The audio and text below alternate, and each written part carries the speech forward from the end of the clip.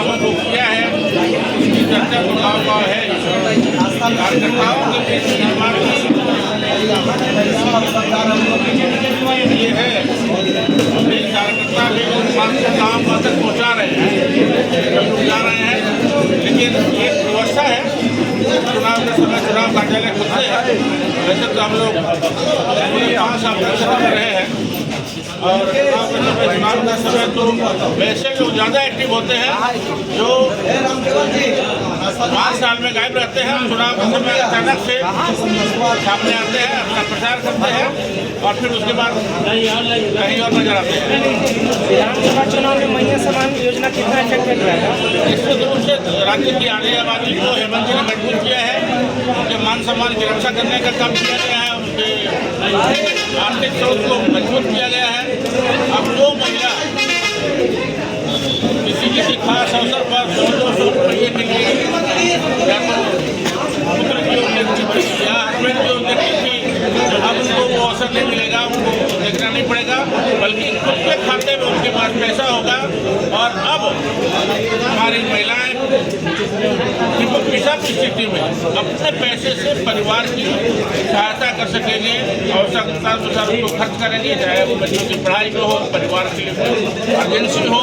तो अभी तो हम लोग 1030 आया है, दिसंबर महीने से ये राशि बढ़कर 2500 रुपये होगी और एक घर में 2 महिला, 3 महिला, कहीं 4 महिला, तो आप समझ सकते हैं उस घर की स्थिति क्या होने। घर में 4 महिलाएं हैं, 10,000 रुपये प्रत्येक घर में उनके घर में पहुँचेगा तो उस घर की स्थिति बदलेगी कि नहीं बदलेगी, ये दिखाई पड़ेगा स्पष्ट रूप से। और महिलाएं काफ़ी खुश हैं इस योजना से और सब कर रही है कि इसके पहले किसी सरकार ने हमारे बारे में नहीं सोचा, हेमंत जी ने सोचा है, हेमंत जी की सरकार ने सोचा है, तो हम तो हेमंत जी के साथ हैं। इसलिए पूरे राज्य में एक लहर है महिला सम्मान योजना को लेकर। और उसके साथ साथ जो हम लोगों ने पूरे राज्य में बिजली बिल माफ किया है, उसका भी हमें सीधा असर पड़ा है और 200 यूनिट बिजली फ्री। अगर थोड़ी सी सावधानी बरत कर लोग बिजली चलाएंगे तो मुझे लगता है कि 75% घरों में बिजली का बिल 0 आएगा। और किसानों के लिए 2 लाख रुपये तक का लोन माफी। भारत सरकार अपने मित्रों को तो अरबों रुपया माफ करते हैं, लेकिन जब किसानों के लोन माफी की बात आती है तो उनके नेता ये कहते हैं कि हम किसानों का लोन माफ करने के थोड़े बैठे हैं। हमने कहा है कि किसानों को बिल माफ करेंगे, और लेकिन वो अपने मित्रों को अरबों रुपया माफ कर सकते हैं, किसानों का 10,000 रुपये कर्ज माफ नहीं कर सकते हैं। ये एनडीए के नेताओं का चरित्र है। अपने मित्रों को वो अरबपति बनाते जा रहे हैं और गरीबों को गरीब करते जा रहे हैं, उसके बारे में कुछ सोचते नहीं है। प्रधानमंत्री आवास जो घोषित था, शुरू हुआ था, लेकिन पता करिए कि 22 के बाद अबू आवास की राशि क्यों नहीं दी गई। 22 के बाद जब अबू आवास की राशि, प्रधानमंत्री आवास की राशि बंद कर दी गई तो हेमंत सोरेन जी ने अबू आवास घोषित किया और 3 कमरों का मकान आज लोगों को मिल रहे हैं। और आने वाले समय में 25 लाख घर बनाने की योजना है हम लोग।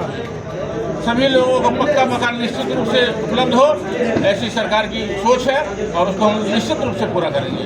सर, एक लास्ट क्वेश्चन, ऐसी चीज़ें आप 2 बार शिक्षा मंत्री रहे हैं, इसके बावजूद लातेहार जिला आज उच्च शिक्षा से वंचित है, क्या कहेंगे इसमें? शिक्षा से वंचित है, उच्च शिक्षा से वंचित है। मैं शिक्षा मंत्री था उस समय, हमने डिग्री कॉलेज सैंक्शन कर दिया है। अभी जाकर देखिए उस पर काम चल रहा है और नामांकन बहुत जल्दी शुरू होने वाला। आचार संहिता नहीं लगा होता तब तक शुरू हो गया होता, उसके बाउंड्री नहीं था, उसके बाउंड्री में काम शुरू है। अभी महिला कॉलेज शुरू हो चुका है और लातेहार में पॉलिटेक्निक भी है, एफिलेटेड कॉलेज, जिसको हमने खुद अपने हाथ से परमानेंट स्वीकृति दी है बीएस कॉलेज को, शिक्षा मंत्री रहते हुए। इसलिए ऐसा नहीं है कि डिग्री कॉलेज नहीं है, वहाँ डिग्री कॉलेज है। और मैंने ही शिक्षा मंत्री रहते हुए बनवारी साहू महाविद्यालय को सभी विषयों के लिए एफिलेशन परमानेंट दिया है और लगातार चल रहा है। जो लोग ये कहते हैं कि यहाँ पर कॉलेज नहीं है, वो गलत बोलते हैं और गुमराह करते हैं लोगों को। आज ऑलरेडी चल रहा है डिग्री कॉलेज और 2 डिग्री कॉलेज, महिला का डिग्री कॉलेज शुरू हो गया है और जो मॉडल डिग्री कॉलेज है उसमें भी काम चल रहा है। 2 से 3 महीने के अंदर उसमें आप देखेंगे तो उसमें एडमिशन शुरू हो जाएगा, पढ़ाई शुरू हो जाएगी। Thank you. चलिए।